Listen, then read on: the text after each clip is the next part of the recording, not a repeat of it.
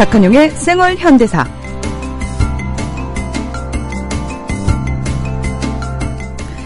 우리 민족의 아픈 역사지만 반드시 알아야 되는 내용들 꼼꼼하게 챙겨서 전해주시는 분이죠. 민족문제연구소의 박한용 실장님, 오늘도 변함없이 스튜디오에 나와주셨습니다. 안녕하십니까? 네, 안녕하세요. 예, 늘 바쁘셔서요, 실장님. 네네. 연구는 제대로 하실 시간이 있으신지 저는 그것도 되게 궁금해요. 저 B급 연구자예요. 그건 뭔가요? A급이 아니고. 네. 시원찮은 연구자니까 양해 부탁드립니다. 아니요, 저희에게 전해주신 내용은 전혀 B급 아니고요, 최상급입니다. 아니, 내막은 생얼이 아니고 헐레벌떡 한국사예요. 예, 저희가 지난주에요, 잠깐 몇 가지 안내 말씀을 드렸는데, 오늘 제가 한 번 더 안내 말씀을 드리려고 가지고 나왔어요. 예. 서대문 형무소 유네스코 세계유산 등재를 위한 시민 모임 발족식 및 심포지엄이 있다는 거 저희가 지난주에 말씀을 드렸거든요. 네네. 예. 네, 23일 일요일, 이번 주 일요일입니다. 그렇죠. 예, 오후 2시부터 4시까지. 서대문 형무소 역사관 교육장에서 있습니다. 네, 출범식 하죠. 예, 요때 실장님 뵐 수 있나요? 저희 조합원 분들이 가시면은? 그럼요. 또 A에서 해드려야죠. 오시면 또 우리 국민TV 또 청취자 여러분 오시면 네. 또 기꺼이 또. 예, 혹시 시간 되시는 분들 이번 주 일요일입니다. 오후 2시부터 4시까지 서대문 형무소 역사관 교육장으로 가시면은 서대문 형무소 유네스코 세계유산 등재를 위한 시민 모임 발족식 및 심포지엄에 참여하실 수 있는데, 우리 아이들에게 굉장히 좋은 경험이 되지 않을까, 저는 그 생각이 들어요. 그렇죠. 지금 일본에서 가미가지 유서를 가지고 지금 유네스코 등재한다고 그러지 않아요? 예. 정말 가증스러운데. 예. 네, 그때까지 한번 인터뷰 한 적이 있습니다만, 서대 형무소 역사관은 우리 일제 식민지 시대 때 억압과 폭력의 현장이기도 하지만 거기서 또 저항의 현장이기도 했잖아요. 네. 해방 후에는 또 좌우 갈등의 현장이기도 하고 또 통일운동 하시던 분들이 구속되기도 했고 또 수많은 민주주의 인사들이 또 투옥되기도 했기 때문에 지금 항일 독립 민주 통일의 성지입니다. 그것을 하나로 오롯이 안고 있기 때문에 이거 유네스코의 의미에서도 굉장히 부합될 것입니다. 네, 우리 아이들과 함께 꼭 찾으시면 좋을 것 같고요. 그리고 또 하나가 더 있습니다. 저희가 늘 그냥 3.1 운동이라고 표현을 했는데요. 네네. 3.1 혁명. 네네. 예. 제 이름을 딱 찾아주자. 그래서 3.1 혁명 100주년 기념사업회 추진위원회 결성식 및 95주년 기념 학술 심포지엄이 2월 26일 있습니다. 우리 방송일이 수요일. 그렇죠? 그러네요. 네네. 그럼 실장님 어떻게 해요? 일단 여기 나와야 되고, 그 다음에 대신 네. 참석해 주시면 좋겠죠. 예. 저희 대신에 많은 분들이 또 가주시면 참 좋을 것 같은데요. 한국언론재단 19층 기자회견장에서 오전 10시부터 오후 6시까지 있습니다. 일반 시민들 참여 가능하다고 하니까요. 그렇죠. 예. 많은 분들이 또 함께 해 주시면은 사실 이 역사 문제에 연구하시는 분들이 지지와 응원이 가장 많이 필요한 분들 아니겠습니까? 네.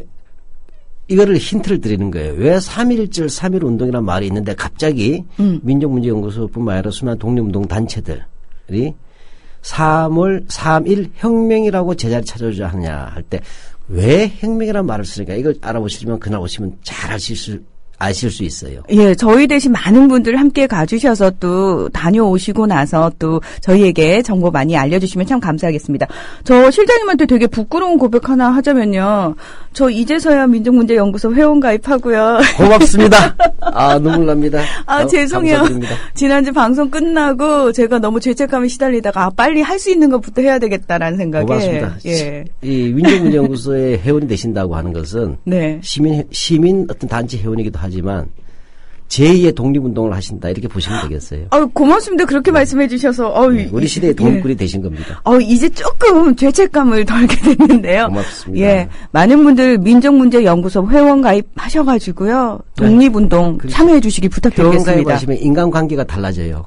그런가요? 예, 인간관계의 최고 형태라고 예. 하면 뭐죠? 뭔가요? 동지입니다. 예, 인간관계의 최고 형태로 가는 겁니다. 저 실장님하고 동지된 겁니까? 그럼요. 저를 그 반열에 올려주시는 겁니까? 예, 그럼요. 세월의 영광이죠, 우리 연구소가. 예, 정말 이렇게 뿌듯할 수가 없네요. 저 별로 한 거 없는데, 회원 가입한 거밖에 없는데, 많은 분들 이 뿌듯함 느껴보셨으면 좋겠고요. 여러분도 동지의 반열에 오를 수 있습니다. 민족문제연구소에 회원 가입 많이 해주시길 부탁드리겠습니다. 저희 광고 듣고 와서요, 오늘 본격적인 이야기 시작해볼게요. 조합원 스토리텔링님 신청 광고입니다. 겨울철 최고의 별미 과메기. 고기 한 점에 마늘 쪽파를 얹고 미역줄기로 둘둘 감아 초장을 찍어 먹는 환상적인 맛. 피부엔 탄력을 주고 성인병 예방과 숙취에도 좋은 과메기. 포항 죽도어시장 상인 협동조합이 포항 구룡포 덕장에서 천연 동결 건조 방법으로 말려 꼬들꼬들하고 맛깔나는 최고의 과메기를 국민TV 조합원들에게 특별 판매합니다. 이거 뭐길래 이렇게 맛있나요? 포항 구룡포 과메기입니다. 010-9896-8282 010-9896-8282로 전화주시면 총알 배송해드립니다.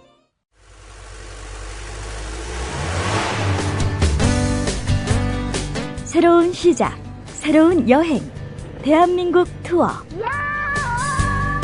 대한민국 투어는 45인승, 28인승, 리무진 등 다양한 관광버스를 보유하고 있으며 최고의 서비스와 저렴한 가격으로 모든 차량을 이용하실 수 있습니다. 차량 문의는 1599-2686, 1599-2686. 여러분의 편안하고 안전한 여행길, 대한민국 투어가 함께합니다. 결혼식, 가족여행, 세미나, 네이버나 다음에서 대한민국 투어를 검색하세요.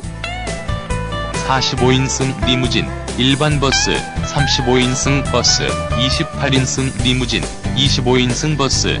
서울, 경기, 인천 어디서나 1599-2686. 네, 여러분께서는 국민TV 라디오 박한용의 생활현대사에 오셨습니다.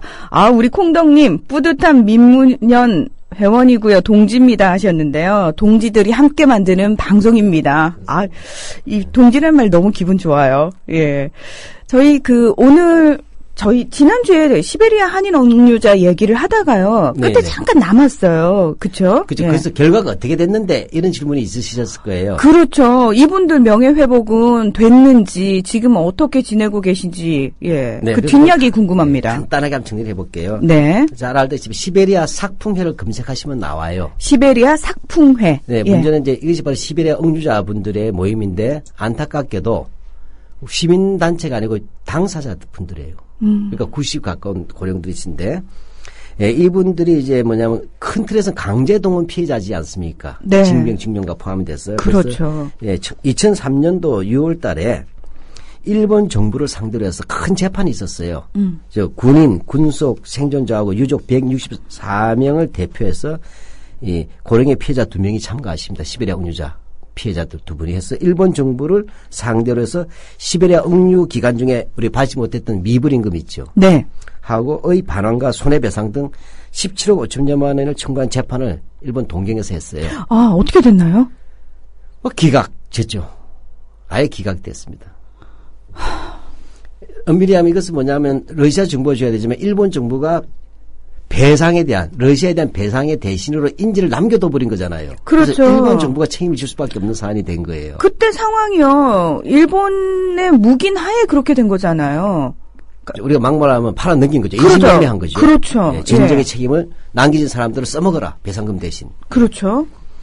그러니까 그래서 일본에서 우리가 원포 외에는 거의 다 기각이라고 보시면 돼요. 패소나. 예. 그리고 또 하나는 이제 한국에서 어떻게 대응했느냐 문제인데 한국에서 1차적인 형식적 명예 회복이 이루어졌어요.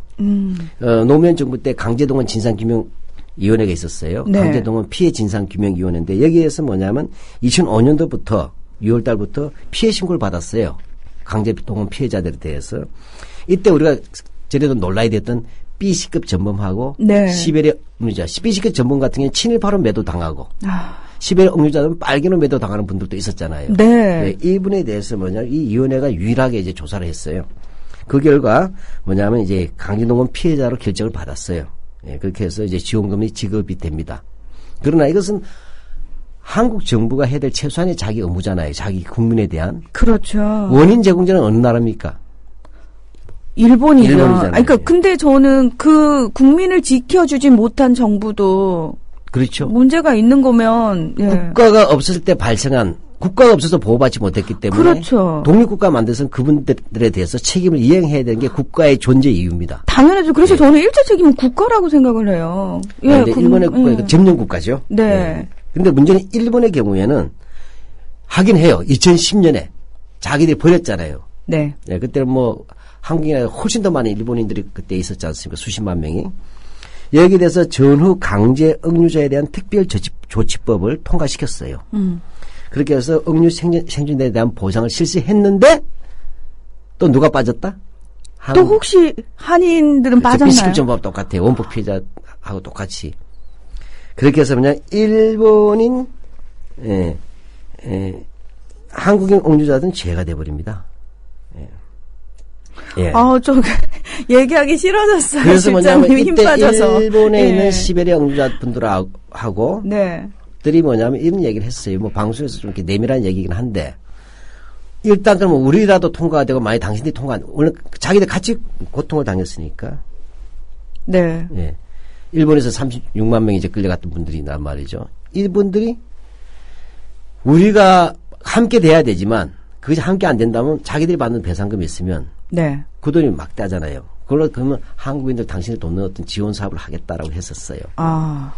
근데 깨몽이죠. 안 됐죠. 예, 그렇게 하면서 뭐냐 한국의 시베리아 삭풍회 회장님 이병주 회장님이 아주 화병으로 돌아가시게 됩니다. 예, 그렇게 해서 시베리아 억류자는 여전히 시베리아의 한으로 남아 있습니다. 아직까지도. 네네. 근데 그분들이 아까 그러셨어요. 시민단체가 아니고 당사자들이라고 말씀하셨거든요. 그러면 삭풍회 회원분들이 돌아가시고 나면은 이거는 묻히는 일이 되는 건가요?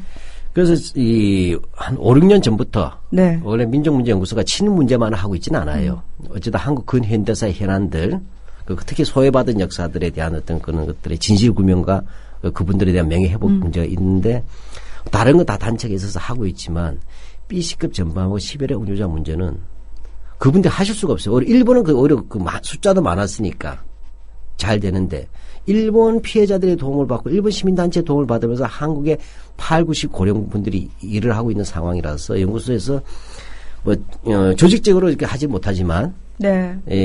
이 전시회라든지 다큐 제작 같은 걸 했었어요. 그런데 저희들로서도 이 부분에 대해서는 이제는 이분들이 거의 다 사라지고 계신데 하늘 품제 돌아가시면 안 되게 되니까 이런 부분에서 연구소가 좀 나름대로 좀 관심을 갖고 작은 몫이라도 하려고 합니다. 예. 네.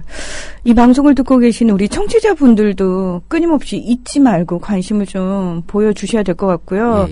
예, 민족문제연구소에서 앞으로도 이 문제에 관심을 가질 때 많은 분들이 또 참여할 수 있는 방안도 좀 열어주시면은 좋을 것 같다라는 생각이 듭니다. 저희 연구소 이제 누리집에 들어와 보시고 또 네. 몇 년 전에 이 시베리아 삭풍회 를 가지고 다큐멘터리를 제작해서 KBS에 방송한 적이 있었어요. 시베리아의 한해 노래라고. 혹시 검색하시면 보실 수 있을지도 모르겠네요. 네. 네. 자, 우리가 관심 가져야 될, 잊지 말아야 할 역사적 사실이 참 많습니다. 오늘도 아마 그 주제 중에 하나가 아닐까라는 생각이 드는데요. 오늘은 어떤 이야기 가지고 나오셨나요? 네, 제가 전에 얘기했던 2월, 3월은 좀 우리가 모르고 있지만 중요하고 근데 소외받고 있는 역사.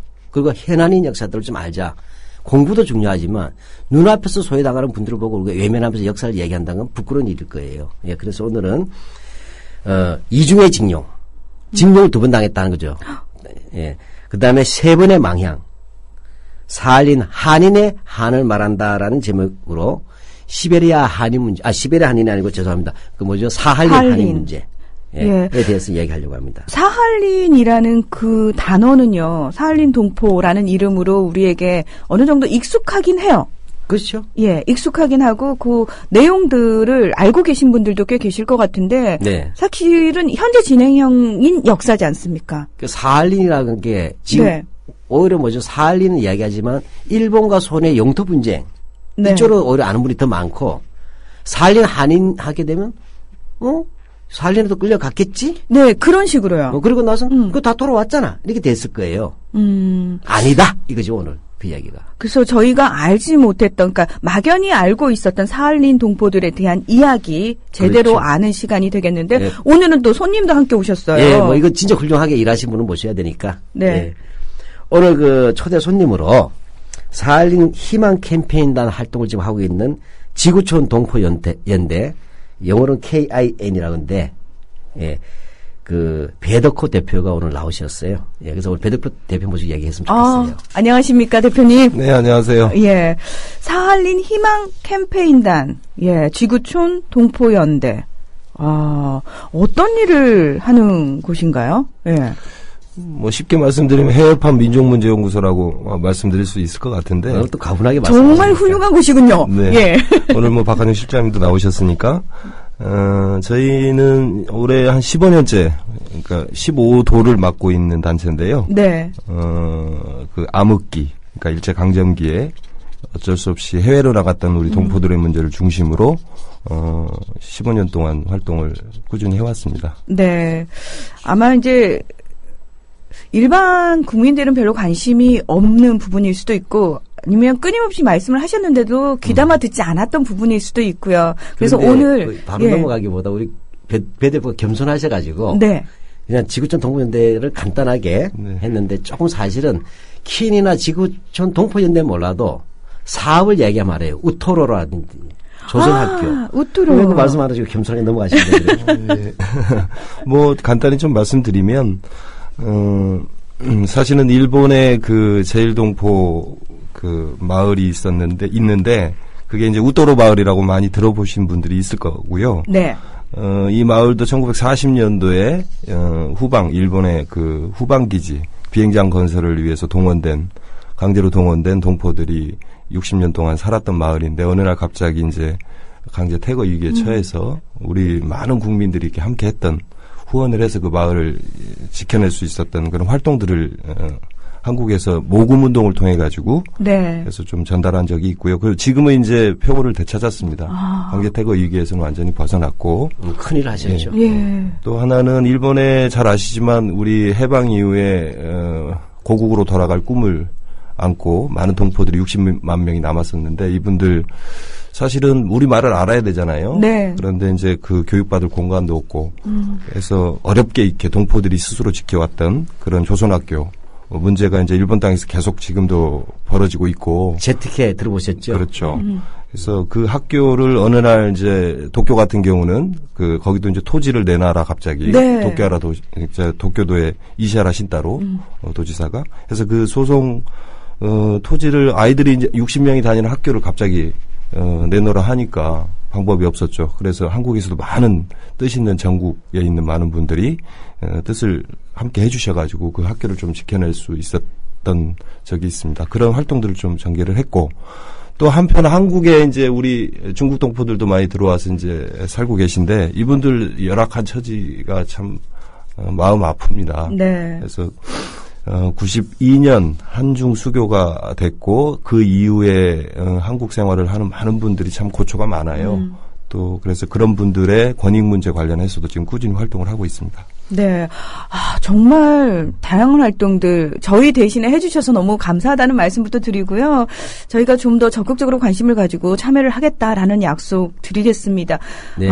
오늘 지구촌 동포연대에서 보면 이제 이런 얘기죠. 일제 식민시대가 어떤 시대냐 할 때 저는 별로 이 용어를 그렇게 좋아하지는 않습니다. 디아스포라로 또 같이 봐야 된다. 이산의 역사.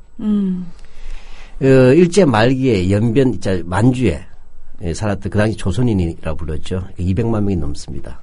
그리고 그다음에 중국의 북경 근처 텐진 근처에는 한 30만 명. 230만 명 안에요. 여기에다 뭐냐면 제일 동포가 160만 명에서 200만 명 갖게 됐단 말이에요. 이거에다 흩어진 분들이 있지 않았습니까? 이거 하시면 유럽 같으면 작은 나라 하나입니다. 그렇네요. 네. 예. 이러한 분들이 일제 식민 지배와 관련해서 사실은 쫓겨나다시피 해서 간 거예요. 그리고 그분들 돌아오신 분도 있지만 돌아오지 못한 부분들이 저는 그곳에서 행복하게 살면 저는 괜찮다 봐요. 근데 거기서 인간답게 살지 못할 때 그 과거의 역사라는 부분이 묻어서 나오지 않습니까? 이러한 부분에서 바로 이제 지구촌 동포연대는 바로 그런 사업들에 대해서 남보다 앞장서는 활동하는 단체예요. 네. 그렇죠. 일제 강점기에 그 흩어졌던 그러니까 고국에 돌아오지 못하고 남았던 분들 거기서 현장에 돌아가시고 그 후손들은 또 지금 그 지역에 살고 있는데 대부분이 러시아, 중국, 일본 지역입니다. 그 그렇죠. 동포들 숫자만 해도 약 400만 명에 해당이 되는 거죠. 그것이 후손까지 생겼으니까. 네. 네. 뭐 적은 숫자가 아닙니다. 사실은 그렇죠. 예. 오늘 사할린 한인 문제 저희가 이제 하겠다라고 말씀을 드렸는데요. 일단 그 차근차근 좀 살펴봐야 될 것 같아요. 그 사할린에 끌려가셨다가 돌아오신 분들도 계시고 못 돌아오신 분들도 계실 테고요. 그렇죠? 자, 그렇다면 사할린에 우리 동포가 살기 시작한 건 언제부터였나요? 실제로 그 일제 강점기에 대부분이 이제 사할린 땅으로 강제 동원된 분들인데 대부분이 그 이전에 뭐 1860년대부터 사셨던 일부 소수 이렇게 살았던 분들이 있었고 그때 당시는 유민 같은 거죠. 국가 영토 개념이 없었을 때 또 먹고 살기 위해서 이렇게 만주를 통해 가지고 연해주를 통해 가지고 사할린 땅으로 들어가신 분들도 일부 계신데 숫자는 좀 미미하고 실제로는 일제 식민지 시기에 그 극심한 그 강제 동원들이 이루어졌던 시기, 그 시기에 약 6, 7만 명 정도 숫자가 조선인들이 사할린 땅으로 일본 정부에 의해서 끌려간. 그러니까 도시 하나의 규모죠. 그렇죠. 시 하나의 규모가 인구가 사할린 살았던 거죠. 그렇습니다. 그리고 해방 이후에도 사실은 뭐 돌아올 수 있는 방법들이 없었고. 네. 뭐 간단하게 좀 현황만 말씀드리면 현재는 약 3만 명 정도가 그 땅에서 아직도 살고 계시고, 전혀 뭐 일본 정부라든지 한국 정부라든지 이런 데 지원 없이 그렇게 외롭게 쓸쓸하게 그 역사들이 하나씩 지금 잊혀지고 있는 판입니다. 지금 현재 3만 명이 넘는 분들이 아직도 거기에 계시는 거고요. 네. 예. 그 아까 사할린에 가게 된 연유 잠깐 설명을 좀 해 주셨거든요. 네. 예. 그 처음에는 강제 동원은 아니었고 이후에 또 강제 동원되신 분들도 있는 상황이고요. 네. 예. 근데 저희가 처음에 제목을 얘기할 때요. 실장님 그 말씀하셨거든요. 이중징용이라고 표현을 하셨거든요. 징용이 두 번 이루어졌다 얘기잖아요. 예, 그러니까 그 표현이 언뜻 이해는 안 돼요. 네. 그게 사할린 동포들하고 어떻게 연관이 되는지. 예, 그래서 이 부분은 이제 우리가 아까 말씀드렸지만 우리가 좀 정확하게는 알아야 될 것 같아요. 우리 일본에 갔다 또 사할린에 갔다 무조건 다 징용된 건 아니고. 네. 처음에 못 살 때 일본이 사할린을 개척하지 않습니까? 이럴 때 있어서 일본에서도 사실 어려운 사람들 많이 보냈어요. 또는 직업 군인들이 제대하고 실업자가 되니까 그런 제한 군인들을 보내서 개척을 합니다. 이런 상황에서 뭐냐면 1910년부터 1918년 당시에 10년 되죠. 쉽게 말하면 우리 일제 조선 총독부가 토지조사 사업 하지 않습니까? 네. 이거자 많은 사람들의 이 무토지 및 토지를 잃은 우리 한국 사람들이 조선 사람들이 그 뭐냐면 사할린으로 가는 경우가 있습니다. 뭐 살 길을 찾아서. 그러니까 요거는 징용은 아니지만 사실 구조적으로 보자면 궁박 이주라고 하죠. 쫓겨다시피. 예, 이렇게 됩니다. 그러니까 어쩔 수 없이 먹고 살기 위해서. 예, 그리고 그때는 그냥 사할린 가면 다 죽는다 그랬어요. 안 그렇겠습니까? 지금부터 거의 100년 전인데. 네. 그 추운 사할린입니다. 지금도 사실 굉장히 낯선 땅인데 예. 그 당시는 얼마나 더 낯선 땅이었겠어요. 그 사할린이라는 데가 어딘지도 모르고 대부분 가신 분들이 많습니다. 보면 화태인지 엽태인지 한자도 잘 못 읽어요. 한자로 볼 때는. 그 사할린이라는 현장이 그 땅이 과거에는 조선과 마찬가지로 그 일본 땅이었어요. 1905년부터 러일전쟁. 그러니까 45년까지면 40년간 일본 땅이었죠. 그러니까 일본은 마음대로 자기 땅으로 데리고 갔었고 강제로 노동을 시키고 임금 다 떼먹고 해방 후에는 완전히 본국 일본인들만 수십만 명을 배로 이용해 가지고 다 본국으로 소개를 하면서 그 당시 강제 동원했던 조선인들은 그 땅에 그대로 해방 이후에도 방치시켰습니다. 예. 이제 그래서 일본이 거기를 우리는 사할린이라 부르지만 일본 사람들 가라부토라고 불러요. 네. 예. 한자는 엽태라고 부르는데, 자, 이때 이제 이렇게 초기 이민이라지만 궁박 이민. 이게 중요한 개념입니다. 궁박 이민. 궁박 이민. 못 살아서 쫓기듯이 간 거예요. 그 다음에 강제 동원이죠. 그 다음 단계가. 바로 이제 우리가 늘 이야기했던 징용 단계죠. 우리가 할 때 징용 자체는 44년도에 이루어지지만 이미 38년도 국가 총동원 체제가 이루어지면서 그때부터 뭐냐면 이렇게 이른바 모집 또는 관청 알선 그다음에 징용 이 3단계로 38년부터 이루어지면서 사할린에도 사람이 좀 보내지게 되는 겁니다. 그래서 사할린 같은 구체적인 얘기는 조금 좀 얘기를 해 주시죠. 네네. 조금 전에 우리 박 실장님 말씀하셨는데 그 다양하게 모집이라든지 초창기 그다음에 알선 그다음에 강제 징용 이런 형태의 그 동원 방식들로 해서 약 6, 7만 명이 현장으로 끌려간 거고, 강제동원 문제는 뭐 기본적으로 좀 아실 거고요. 그래서 그렇죠. 이중징용이란 건 뭐냐면은 이렇게 강제동원된 분들이 이제 전쟁 말기에 되니까 이게 연합군에 의해서 그 사할린에서 일본 땅으로 이렇게 석탄 같은 것들을 수송을 쭉 전쟁 말기까지는 했거든요. 네, 사할린 지하자원이 많아요. 네, 지하자원이 많고 목재 같은 것들도 많고 또 석유 뭐 이런 석탄을 이용한 석유를 만든 뭐 이런 방식들도 있었으니까. 그렇죠. 네. 근데 이제 전쟁 말기에 이렇게 힘들어지니까 그 노동을 할 사람은 일본 땅에 없고 하니까 다시 사할린으로 끌고 간 우리 조선인들을 일본 땅으로 다시 또 끌고 갑니다. 예. 그 사할린에 끌려갔던 한국인들을 다시 일본 이른바 본토로 내지라 그랬던 그거를 이중징용이라고 하는 거죠. 이런 일도 있었군요. 그렇죠. 예. 그러면 이 당시에 그 이중징용을 당한 사람은 또 얼마나 되는 건가요? 그 숫자는 뭐 대략 한 3천여 명 정도로 이렇게 파악이 되고 있는데 네. 아시겠지만 뭐 조선에서 예를 들어 사할린으로 할 때는 가족들하고 또 생리배를 했었어야 됐고 또 사할린에서 또 일부 가족들이 있었는데 이중징용 당시에는 사실은 가족들까지도 다 일본으로 데려가 주겠다는 약속을 한 상태에서 그 일본 땅으로 다시 건너가는데 그 약속은 전혀 지켜지지 않았죠. 또 다른 또 이상 가족이 생기고 또 해방 이후에는 그런 분들끼리 서로 가족들끼리 얼굴 한번 못 보고 이렇게 지금까지 지금 무슨 이야기냐면 지내야 될 수밖에 없는 한국에서 사할린으로 이제 징용됐던 경우에는 한국에 가족이 남겨진 케이스가 있고 그렇죠. 또 사할린 자체에 가족을 데려가신 분이 있었어요. 그렇죠. 그러다가 다시 일본 이른바 본토로 오게 되면서 한국에 남겨진 가족이 있는 경우도 있고 사할린에 남겨진 경우도 있고 또 부모님은 한국에 네. 아내나 자식은 사할린에 그 본인은 일본에. 일본에. 뭐 이런 표현은 결례입니다. 완전 콩가루가 아니라 풍비박산이라 그러죠 가정이. 이렇게 되면서 일본이 약속을 지키지 않은 거죠. 그렇죠. 네. 이게 본인들의 의도와 전혀 상관없이 가족들이 뿔뿔이 흩어지는 상황. 예.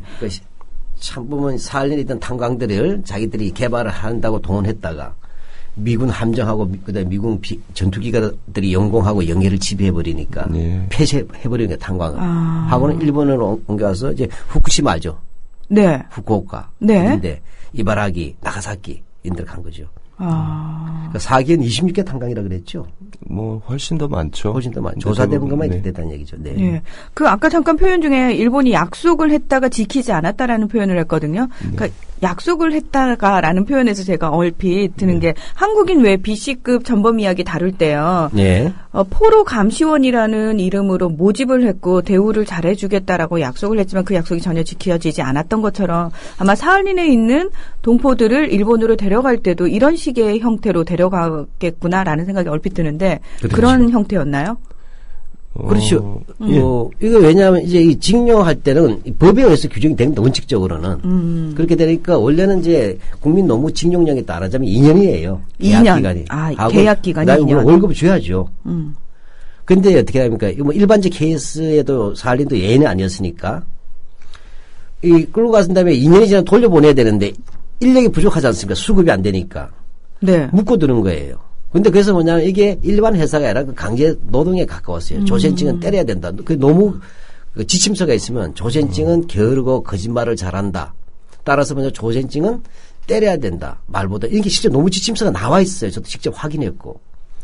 그러니까 시민지 노예에다가 그죠? 그런 편견적인 노무 교육 속에서 그다음에 가혹한 노동, 폭력, 탈주자가 생기는 거죠. 자보다 또 죽이고. 그런 속에서 뭐냐면 이들이 2년이 지나도 탈출하고 되고 또 안 보내주니까 이제 안 돌려줄 방법에 대해서 돈을 안 주는 겁니다. 쉽게 말하면. 네. 그때 임금을 지급하지 않고 너 가지고 있으면 돈 쓰지 않냐. 술 먹고 이렇게 막 해프게 하니까 가족들인데 송금해야 되지 않느냐. 네. 이런 식에서 뭐냐면 이 급여를 바로 뭐라고 이제 은행에다 공탁이라 그러네. 뭐 은행이 아니라 일단 기업에 주면 기업은 은행에다 넣는 방식이죠. 이렇게 하니까 돈을 못 돌려받으니까 또 돌아갈 수가 없는 거예요. 이래서 사실은 그 현장 작업 동원 과정에서의 강제성, 그 다음에 작업 현장에서의 폭력성, 그 다음에 귀국 과정에 있어서의 뭐냐면 그다음에 방해 이 모든 것들에 대해서 이 강제 노동으로 보는 거죠. 강제 동원이고.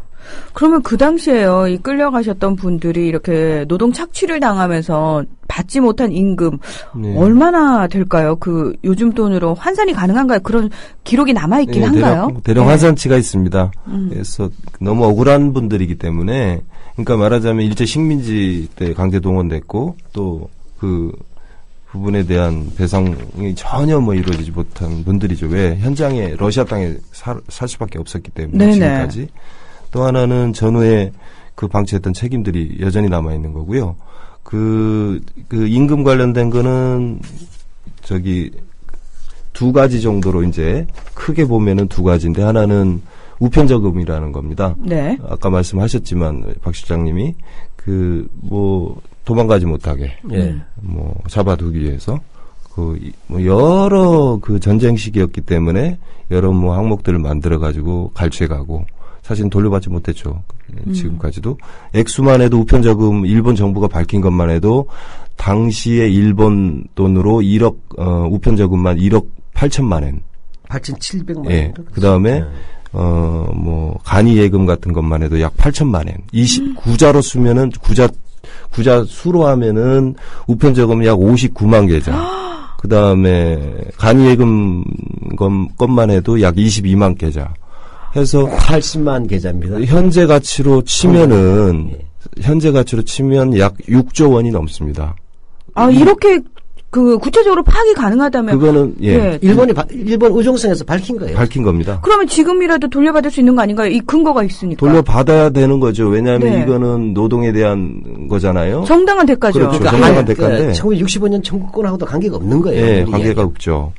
근데 이제 일본 정부는 어떤 자세냐면 2007년도에 일본에서 이런 관련 소송들을 진행을 했는데, 소송 과정에서 어떤 답변을 했냐면은 계좌 수는 파악이 됐고 액수도 파악이 됐는데 이건 확정 채무라서 돌려주겠다. 하지만 당신들이 요구하는 것처럼 현재 가치로는 못하겠다. 많이 쳐줘봤자 한 3배? 우리 돈으로 하면은 예를 들어 1N, 당시 1N을 우리 돈으로 환산해가지고 곱하기 3해서 3원으로 해주겠다. 이런 식입니다.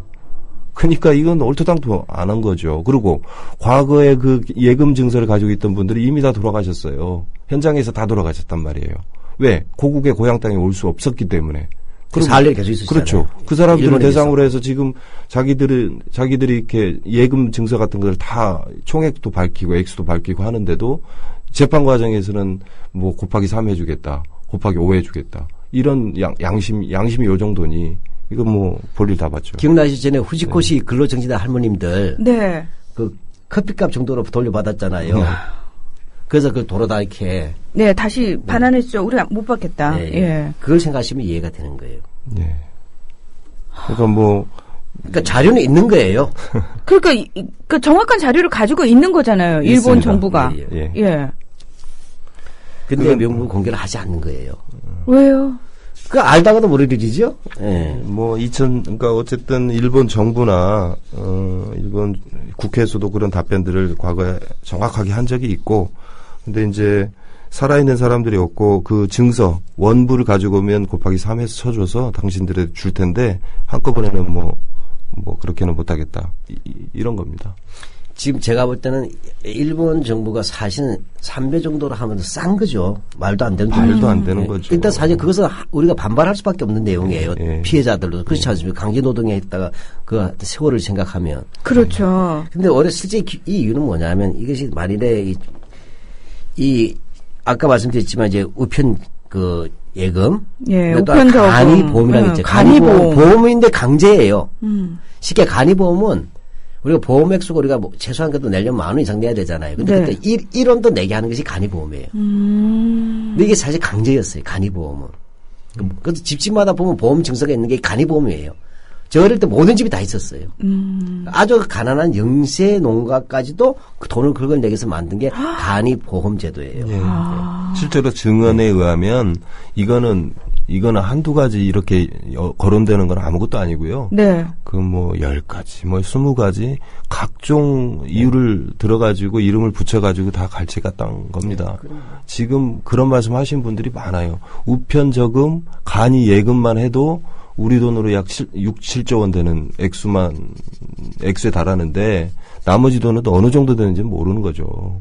예. 밝히지 않고 있기 때문에. 그러니까 이들은 뭐냐, 이제 이런 문제가 이제 나오게 되면 이 고구마 줄기 나오듯이 나오게 되고 또 이것이 결국 나오다 보면 사할린 한인 강제 동원의 규모를 다시 재조사해야 될 거 아니에요. 여기에 기초했어. 그다음에 이것 뿐이겠어 결국 강제 동원 문제 다시 나오지요. 징병 문제가 본질 아니에요. 이 문제가 나오게 되죠. 그러면 일본의 또 국가에 대한 사죄와 배상 문제 또 나오지 않습니까? 이 모든 것들이 본격화될까 두려우니까 도저히 한국 시대 받아줄 수 없는 모욕적인 방식으로 이 문제를 버티고 있는 겁니다. 예. 그래서 사할린 한인들이 예를 들어 청구 손해배상 청구권 관련해서는 사할린 현장에서는 아무런 그거를 방어할 수 있는 제기할 수 있는 일본 정부를 향해서 목소리를 낼 수 있는 힘이 없기 때문에 그들은 지금까지 한국 국적을 버리겠다고 생각을 한 적이 없어요. 조선으로 끌려가가지고. 이것도 중요한 문제죠. 국적 문제가 또 복잡해집니다. 여기서는. 예. 그래서 이분들은 원하는 거는 한국 정부가 늦었지만 일본에 대해서 당당하게 이 배상을 좀 요구해달라, 청구를 해달라 이런 목소리들이 지금까지도 끊이지 않고 지금. 그러니까 지금 이제 조금 복잡한 문제지만 우리가 이제 먼저 전제가 이제 사할린 한인들 어떤 심정에서 바라보고 있냐 이 문제가 중요하다는 거예요. 예. 자, 이게 돌아오신 분들이 있어요. 또 일본에 놀러 산 분도 있잖아요. 근데 사할린에 또 영주 또 계신 분이 있어요. 국적이 다 달라지잖아요. 그러니까 이 복잡한 문제가 발생한다는 거예요. 그래서 이런 문제들의 복잡함을 우리가 하면 슬쩍 다룬 영화가 있었잖아요. 그 영화를 좀 통해서 한번 좀 이렇게 배 대표가 어떤 식으로 자기의 정체성이 사할린 한인들이 가지고 있는가. 뭐 간단한 영화, 지금까지 제작된 영화 중에 유명한 김지미 감독이 참 고생을 하셨는데 과거에 그 당시에 18억 정도를 들여가지고 현지 홋카이도라든지 사할린 현장들을 직접 이렇게 찾아서 90년도 초에 이 영화를 제작을 했는데요. 이 이름이 명자 아끼꼬 소냐. 조선인 명자가 일본 제국주의 식민시대 때 아끼꼬라는 이름으로 살아야 됐었고 또 사할린까지 끌려가서 결국 소냐라는 이름으로 비극적인 삶을 마감해야 되는 뭐 이런 상징적인 거죠. 사할린 동포들이 어떤 역사를 겪었고 굴절을 겪었고 어떤 정체성을 강요당했는지 이런 상징적으로 그런 명자 아끼고 소냐라는 영화가 있었습니다. 네. 네, 근데 이 영화는 상당히 굉장히 문제지금 빨랐던 영화예요. 이게 왜냐하면 우리 원로 여감독 아닙니까? 네. 영화 배우가 89년에서 92년 동안 작업한 거예요. 그러니까 일반인들도 모르는 시절이에요. 연구자들도 외면했던 시절에 이 영화를 했는데 사실 흥행에는 실패했어요. 네, 실패했습니다. 네.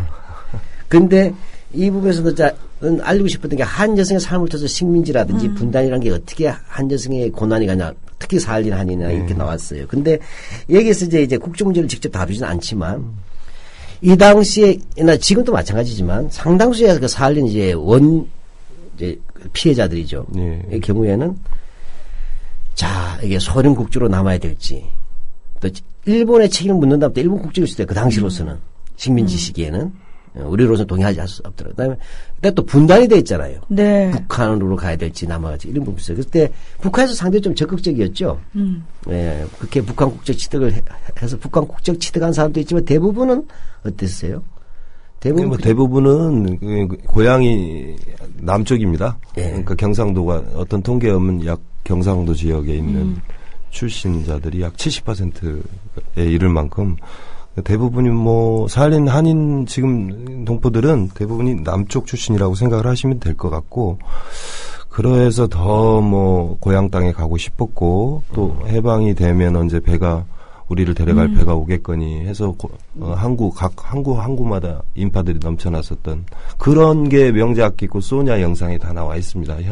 그 당시를 재현했던 거기 때문에 얼마나 비극적이었는지 그 이후 삶이라는 거는 일본인들은 다 자기들을 끌고 온 일본인들은 다 일본 땅으로 다 가고 일본군들도 소련군에 패해서 다 일본 땅으로 가고 어느 날 갑자기 이제 그 검은 땅에 그 섬에 우리 조선인들만 남을 수밖에 없었던 거고 그분들은 그래도 꿈은 꿨겠죠. 이제나 저제나 내년이면 갈 수 있겠거니 해서 학교도 만들고 아이들 교육도 시키고 그게 63년까지 이어집니다. 물론 소련에 의해서 63년 학교들도 다 폐쇄되고 그 시기에도 고국에 갈 욕심 때문에 그 열망 때문에 국적을 바꾸지를 않았어요.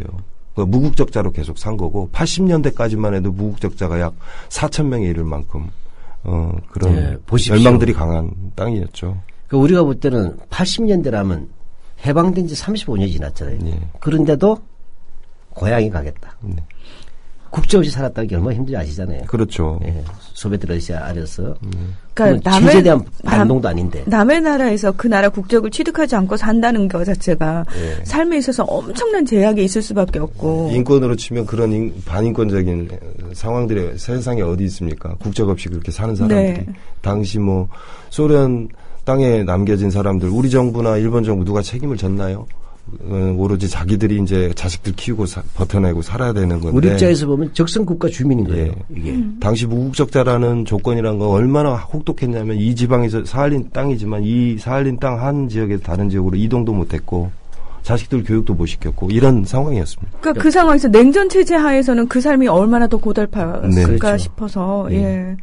저 어린 시절에 그 사할린 동포를 다룬 다큐멘터리 기억이 나고요. 그때 한참 그래도 사할린 동포들 송환, 운동, 귀환, 그런 문제들 나름 조금 신경을 썼었던 것 같은데 그 뒤로 다시 잠잠해져 버렸거든요. 예. 그렇습니다. 90년 한소수교가 되고 나서 우리 사회에서도 사실 그 전에는 박정희 정부 시기에는 어느 정도였냐면 소련 땅에 있는 사람이 적성국가 국민 편지도 제대로 가족들끼리 서신 왕래가 아예 불가능했었죠. 적성국가 수교가 안 된 상태였으니까. 다행히 일본의 사할린에서 일본으로 이렇게 도망치거나 건너온 우리 사할린 동포들이 그 우편 배달부가 돼서 양쪽 우리 한국이랑 저쪽 소련 땅에 남겨진 사할린 동포들 우편 배달부 역할들을 했었습니다. 그 편지가 한국에 와도 그럼 한국에 있는 유족들도 적성국가에 있는 사람들의 가족이기 때문에 또 해야 됐고 또 편지도 제대로 읽을 수도 없었고 검열받았었고 뭐 이런 상황이었어요. 비참했죠. 한소 수교가 되면서 비로소 이제 사할린 문제가 좀 이제 이야기가 되기 시작한 그렇습니다. 거죠. 예, 그 이후에 이제 수교가 되면서 우리 한국 정부의 뭐 예를 들어서 김영삼 대통령 같은 김대중 대통령 같은 이런 분들이 이제 관심도 가지고 또 그 일본이랑 협상도 하고 하면서 이제 사할린에 남겨진 우리 조선인들, 그러니까 한인들의 문제에 대해서 좀 대책을 세우긴 하는데 그때 당시에도 이 사할린 한인 문제는 뭐 65년 한일 협정에서 전혀 거론되지 않았던 문제였었고 제대로 우리 정부가 대책을 잘 세우고 했어야 됐는데 어쨌든 90년도 뭐 해서 2000년도쯤에 이제 대규모 영주 육육 사업이 이제 시작이 됐었고요. 일본은 돈 대고 이제 끝. 한국 정부는 그래도 동포들이 현장에서 요구하는 게 있기 때문에 일본이 예산이 편성되는 대로 해서 이쪽 한국에 오시게 되면 이제 집도 뭐 잠도 자야 되고 이렇게 해야 되니까 해서 일부 이제 기초생활 보호자로 이렇게 보호를 해주고 뭐 현재 약 3,000명 정도 그래서 한국에는 23개 지역에 약 3,000명 정도가 이제 영주 귀국자들이 이제 살고 계신 겁니다. 네. 그러면은 무국적자와 또 북한 국적 그리고 구소련 국적 이렇게 각각 퍼센테이지를 좀 나눈다면은 어느 정도 될까요? 지금은 대부분 사실 무국적자라는 거는 예를 들어서 이런 겁니다. 혈혈 단신 강제 동원된 남자들, 성년 남자들도 아니고 15세부터 약 25세까지 쳐도 지금 나이로 치면은 최소 90살이 넘습니다. 거의 다 돌아가셨어요. 현장에서 한을 남기고. 그런 사람들이 한두 명도 아니고 3, 4만 명이 그 현장에 자기 조선인 이름 비문 하나 달랑 세우고 그냥 그 땅에 동토의 땅에 지금도 묻혀있는 그런 현실이에요. 그런 현실에 대해서 참 관심을 많이 가지고 그래서 그런 이런 소중한 얘기들을 나누는 거예요. 현재로서 이제 생존자로서는 그 무국자가 극소수일 수밖에 없습니다. 없죠. 대부분 돌아가셨기 때문에. 그래서 아까 배 대표 얘기한 것이 근데 무국자로 살 때 조선의 이름을 그 동토 그 얼어붙은 땅에다가 비를 그게 무덤이죠. 문에 그 묘비병을 세웠는데 그것이 쫙 깔려 있지 않습니까? 그런 상황이고 내가 아까 말했지만 북한 같은 경우에는 1963년도에 국적법을 만들잖아요. 그래서 뭐냐면 이 조선민주주의인민공화국 이제 북한의 공식 국호니까 창건 이전에 조선의 국적을 소유했던 조선인들, 그러니까 48년도 이전이죠. 와 그 자녀들이 63년 이 국적법을 공포할 때까지 국적을 포기하지 않은 자, 그러니까 북한이라는 뜻이 아니라 조선이라는 거죠. 식민지 일본이 아니라. 그렇죠. 그들이 사할린으로 갈 당시만 해도 조선이죠. 예. 예, 예. 이제 이게 뭐 사할린은 해동포 전체에 대한 규정이긴 합니다만은 네. 특히 제일동포를 포함해서는 북한 공민으로 간주한다고 했어요. 그러니까 북한의 법에 따르자면 이분들은 무국적자가 아니라 북한 국적이 되는 겁니다. 국적이네요. 네. 예. 근데 한국 정부는 어떤 것이 없었잖아요. 국적법에서. 네. 우리 국적을 신청해야 되잖아요. 네. 이렇게 되어서. 그러니까 아마 우리가 초기에 북한 국적이 좀 많았다고 하는 것은 이런 정황들도 있고. 아니 근데 실장님 조국이 분단되기 전에 글로 갔잖아요. 네. 조국의 상황 우리는 알 수 없어요. 멀리 떨어져 있어서. 네. 근데 조국이라고 하는 북한이라는 곳에서 와서 네. 우리 국적으로 해주겠다라고 하면은 그 상황을 모르는 상황에서는 당연히 북한 국적을 취득할 수밖에 없지 않겠습니까? 대부분이. 그러니까 어떤 이념이나 이데올로기를 떠나서요. 고향 가는 길에 가까워지는 거 아닌가요? 그렇죠. 그렇게 예. 그런 심정을 가지고 소림 국적보다는. 예, 고향에 더 가까워지기 위해서 뭐 이런 생각을 하신 분들도 있었고, 근데 이제 실제로는 무국적자 60년대 중반까지만 해도, 그러니까 호라비들이 그러니까 호래비로 평생을 이렇게 살다가 병들어서 죽은 분들이 굉장히 많습니다. 한두 명도 아니고. 그러니까 결혼을 하지 않고 그렇죠. 거기서. 사할린에 남겨지다 보니까 가족들은 그립지 편지를 할 수가 있나요? 소식을 할 수가 있나요? 그러니까 보드카를 마시고 독한 술을 마시고. 그 화병. 또 그렇죠. 또 또 병이 많이 들고 중병에 걸리고 해서 젊은 나이에 요절 돌아가신 분들 그 호래비들이 엄청나게 많은 거죠. 그래서 참 안타까운데요. 그래서 그런 말이 있습니다. 그 사할린 한인들한테는 얼어 죽고 굶어 죽고 또 고향 땅이 그리워가지고 미쳐 죽은 그런 운명적인 상황에 처했던 분들이라고 이렇게 그냥 얘기를 사할린 얼마나 황량한 네. 곳이에요. 그리고 국적 없이. 그러니까 저는 마지막에 저도 한번 사할린 동영상 본 적이 있는데 고향에 거기서 미쳐 죽는다는 표현이 참 와닿더라고요. 네. 네. 네, 그렇습니다. 근데 그런 속에서도 또 결혼하신 분들도 있잖아요. 그렇죠. 또 이런 문제 또 복잡해지겠네요. 네. 지금 무슨 얘기냐? 지금은 당사자 얘기를 우리 쭉 해왔잖아요. 그걸 같은 당사자들의 경우에는 아까 이제 무국적자가 많지 한을 품고 돌아가신 경우가 많고 또 네. 강제동 피해에 대해서는 어떠한 보상과 책임도 없다는 것이 이제 기본적인 얘기 나왔어요. 근데 이제 한자는 저기서 또 살아야 되지 않습니까? 또. 그렇죠. 또 결혼하신 분들에게는 후세 문제가 있을 것 같아요. 있습니다. 후세들 같은 경우 사할린 현재 상황을 말씀드리면 1세들은 거의 다 돌아가시고 2세들은 그래도 부모들이랑 살았기 때문에 우리말이라도 좀 이해를 하시고 또 3세들 같은 경우는 좀 귀는 열렸지만 말은 못 하시고 4세들은 조금 더 힘들고요. 5세까지 있습니다. 사할린 한인들 역사가 좀 오래됐기 때문에 5세요? 5세까지 있고 얼굴이나 이런 걸로 보면은 우리하고 좀 다른 거죠, 이미. 하지만 대륙에 있는 예를 들어서 고려인들 고려인들 37년 스탈린 강제유지 시기에 17만 명이 끌려간 역사가 있었는데 네. 연해주에서 네. 중앙아시아로 그런 분들에 비하면은 사할린은 굉장히 좀 문화적으로도 우리 독특한 어떤 전통들을 계속 가지고 있고 또 우리 말글에 대한 욕구들이 엄청나게 좀 열망이 있는 데고요. 실제로 가서 보면은 김치 담아 먹고 또 고춧가루 쳐서 이렇게 국도 끓여 먹고 다 그렇게 삽니다. 텃밭도 길러서. 그래서 고추장 먹는 거 이제 러시아인들이 더 잘할 만큼 고추장 좀 달라가 김치 좀 달라 그런 정도는 어떤 좀 문화적인 어떤 끈기 저력들은 여전히 좀 강한 지역이어서 참 다행입니다만 여전히 그런 역사적인 어떤 큰 과제들은 풀리지 않고 있는 상황입니다. 네. 올해가 사할린 한인 강제동원 77년. 네. 된 거죠.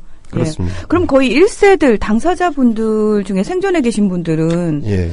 손에 꼽을 정도밖에 안 되겠구나라는 생각이 그렇죠. 드는데. 아까 말씀드렸지만 당사자는 최소 한 90살이 그렇겠죠. 넘었거든요. 예. 그러니까 거기 사할린에서 태어난 아이들이 이제 지금 한국으로 영주 귀국 사업으로 오시는 분들이 있고 대부분이고 있으세요. 예, 그때 당시에 끌려간 분들은 다 현장에 아까 말씀드렸잖아요. 네. 조선이 묘비 자기 이름 하나 그냥 끼리러로 러시아 글자로 남기고 몇 년도 태어났고 몇 년도 죽었습니다. 어디서 죽었습니다. 이 묘비 하나 남기고 그냥 잠들어 있습니다.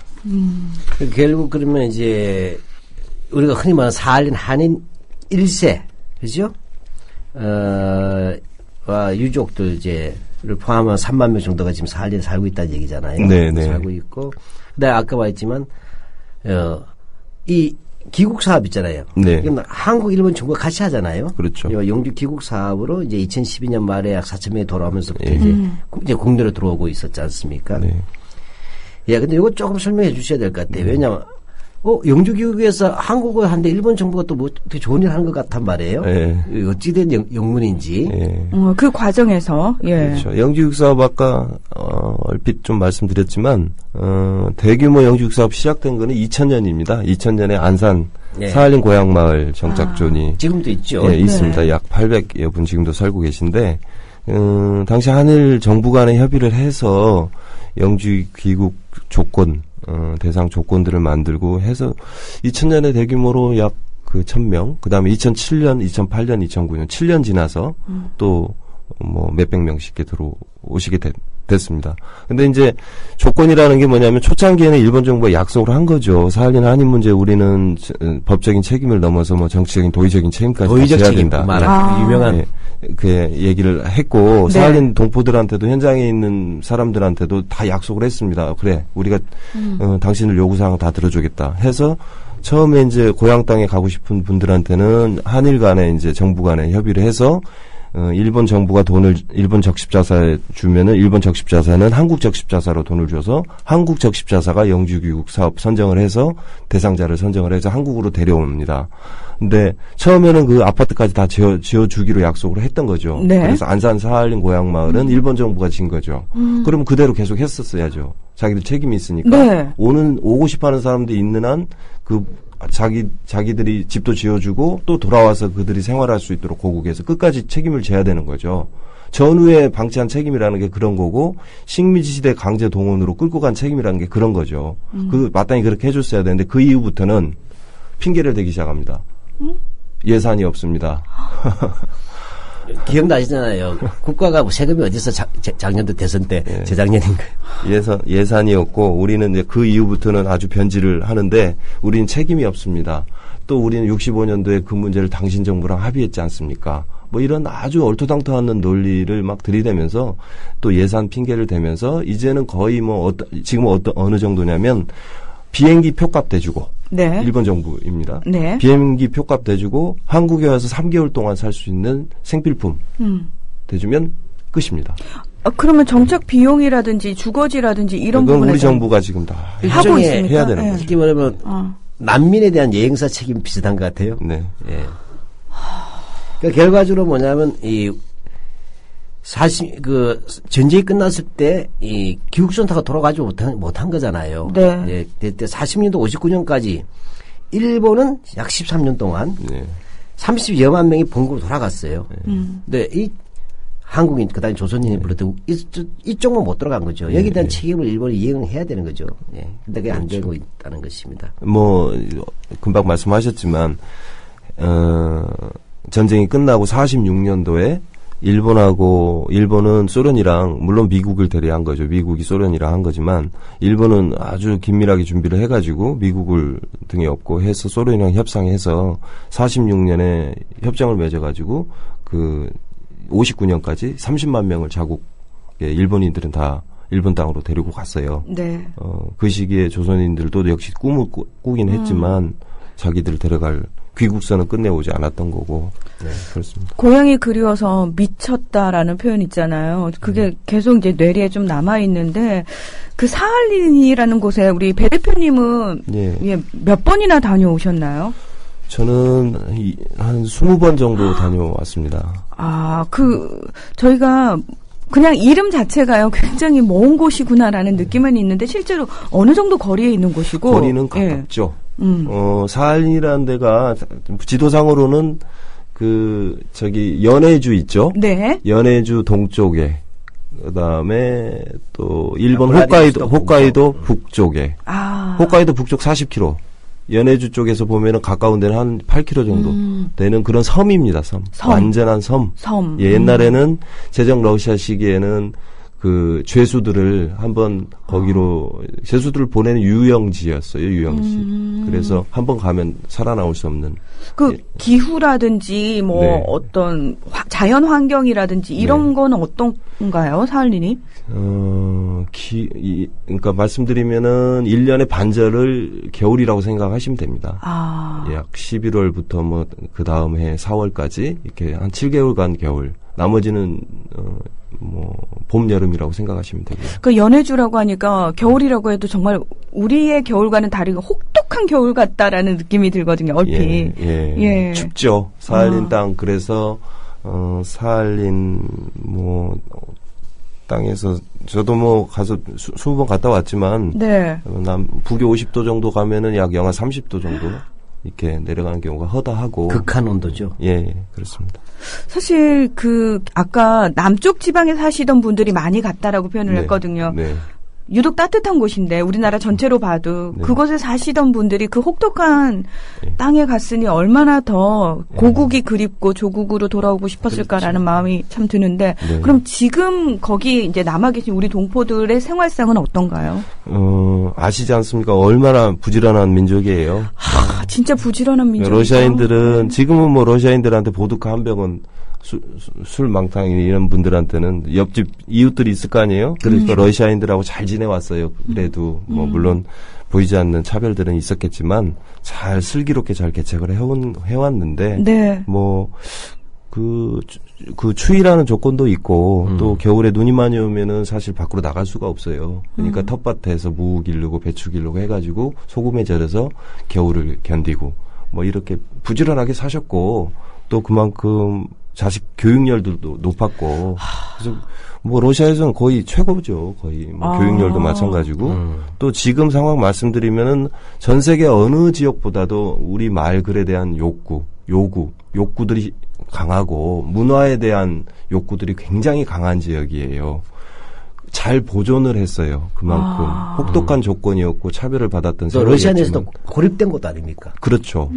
예. 그럼에도 불구하고 뭐 그렇게 지금 자긍심들도 많이 느끼고 계시고 그런 거에 대해서 그러니까 뭐 교육열 높고 네네. 문화민족이라는 건 우리 민족성 맞군요. 네, 근면하고 예. 또 자식에다가 모든 승부를 사실 걸고 그러니까 네. 어떤 곳에다가 네. 갖다 놔도 우리 민족은 그 똑같은 특성을 보이는군요. 그렇죠. 저는 그 추운 예. 그 추운 겨울에 거기서 배추 심어서 김장한다는 게 무슨 거죠. 예. 그래서 인천에서는 우리가 이제 가까운 거리예요. 이제는 가까운 거리가 됐는데 매일매일 비행기가 있고 있어요? 있습니다. 예. 인천공항에서 매일매일 있습니다. 사할린 우리가 말리섬도 가면서 말이에요. 네네. 이 사할린은 한번 가보시면 압니다.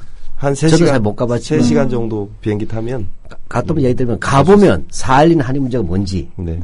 그 미쳐 죽었다는 그 묘지의 현장을 네, 가보시면 현장이 다 있기 때문에 네. 관심 있는 분들은 좀 가서 역사적인 현장들도 많기 때문에 가서 좀 동포들하고 얘기도 나눌 수도 있고 아이들 데리고 이제 뭐 해외여행 가실 것이 아니라 기회가 된다면 사할린 우리 동포들이 사는 곳으로 가서 직접 그 역사의 현장을 아이들에게 체험하게 해주는 것도 굉장히 뜻깊은 일이 아닐까라는 생각이 그래도 듭니다. 올해도 계획이 있나요? 사할린 방문. 사실은 뭐 근데 사할린 가는 게 예를 들어서 일본하고 비교하면 한 3배 정도는 들어가요. 네. 물가도 높고 항공료도 높고 하기 때문에 참 접하기는 쉽지 않습니다만 네. 그래도 따뜻한 동포들이 지금도 있고 그렇죠. 또 역사들이 있는 현장이기 때문에 네. 그런 의미로 좀 다녀오시면 좋을 것 같습니다. 네, 우리 박한영 실장님, 배덕호 대표님 다음 주에 사할린 얘기 계속해서 본격적으로 함께 살려하는 문제 어떻게 해결하고 있나. 네. 국민 TV